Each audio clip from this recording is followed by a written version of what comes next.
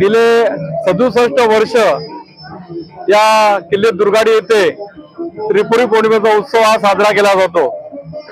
मला आठवतं मी जेव्हा बालस्वयंसेवक होतो तर मी देखील या किल्ल्यावरती माझी ड्युटी बुरुजावरती असायची किंवा त्या द्वारावरती मुख्य द्वारावरती असायची आणि तिकडे पंटी लावणं आणि संध्याकाळी उशिरा रात्रीपर्यंत तिथे थांबणं आणि ती पंटी भिजू नये म्हणून त्याची काळजी घेणं आणि या पंट्या कल्याण शहरातल्या विविध घरामधून किंवा लागणारं तेल वाती या देखील विविध घरामधून गोळा केलं जातं।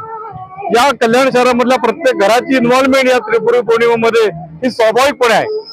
सहजन सेवा संस्था कल्याण आणि त्रिपुरी पौर्णिमा उत्सव यांच्या वतीने हा गेले 67 वर्ष हा महोत्सव या ठिकाणी दुर्गाडी किल्ल्यावरती साजरा केला जातोय आणि यावर्षी देखील आज मोठ्या प्रमाणावरती हा त्रिपुरी पौर्णिमा उत्सव साजरा केला जातोय।